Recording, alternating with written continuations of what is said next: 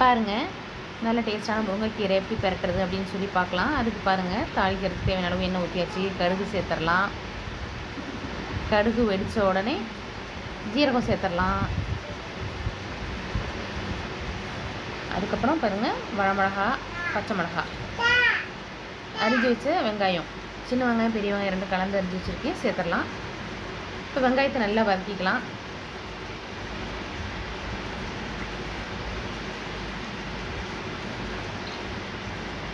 அடுத்து பாருங்கள், கீரையெல்லாம் நல்லா கழுவிட்டு வச்சுருக்கிறேன். அந்த கீரையை நம்ம சேர்த்துடலாம், முருங்கைக்கீரையை. உப்பு தேவையான அளவு சேர்த்துக்கலாம். கீரை வேகிறதுக்கு தேவையான அளவுக்கு தண்ணி ஊற்றிக்கலாம். இப்போ பாருங்கள், நல்லா பரட்டி விடலாம். அப்போ தான் உப்புலாம் வந்து ஒரு பக்கமாக நிற்காது. அதனால் இப்போ எல்லாத்தையும் பரட்டி விடுவோம். நல்லா வேணும்னா தேங்காய், பருப்பு எல்லாம் போடலாம் லாஸ்ட்டில்.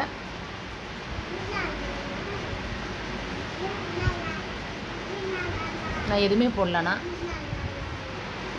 பாருங்கள், நல்லா பரட்டி விட்டாச்சு.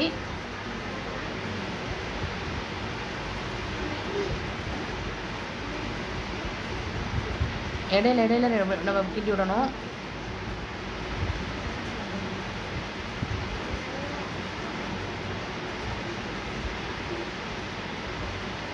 பாருங்கள், தண்ணியெலாம் இஞ்சிடுச்சு. நல்ல டேஸ்ட்டான முருங்கைக்கீரை. பிடிச்சிருந்தா லைக் பண்ணுங்கள், ஷேர் பண்ணுங்கள், கமெண்ட் பண்ணுங்கள், மறக்காமல் சப்ஸ்கிரைப் பண்ணுங்கள்.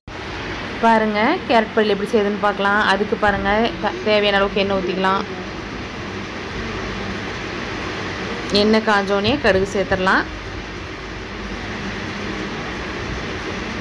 பாருங்கள், கடுகு வெடிச்சிருச்சு. பச்சை மிளகாய் சேர்க்கலாம். அரிஞ்சு வச்ச வெங்காயத்தை சேர்த்துருவோம். வெங்காயம்லாம் நிரப்பமாக போட்டால் தேங்காய் எதுவுமே போட தேவையில்லை. அப்படியே பரட்டி சாப்பிடல செம்மையாக இருக்கும்.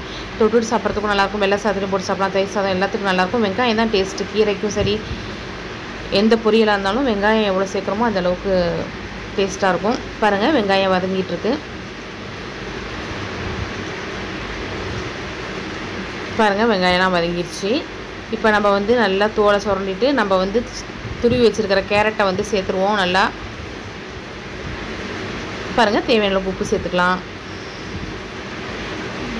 கொஞ்சமாக தண்ணி ஊற்றிக்கலாம் கேரட் வேகிறதுக்கு. பாருங்கள், நல்லா பரட்டி விடுவோம். அப்போ தான் உப்பு வந்து போட்டிருக்கோம்ல, அது ஒரு பக்கம் அடிக்காது. நல்லா பரட்டி விடுவோம். பாருங்கள், எவ்வளோ வெங்காயம் போட்டிருக்கேன். அந்தளவுக்கு வெங்காயம் போட்டால் தான் செம்மையாக இருக்கும்.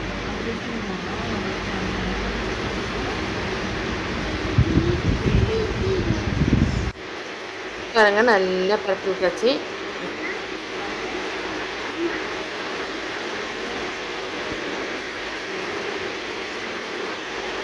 இப்போ மூடி போட்டுடலாம்.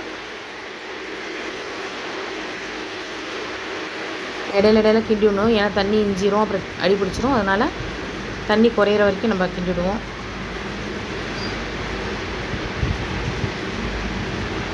பாருங்கள், தண்ணியெலாம் அப்படியே குறைஞ்சிச்சு.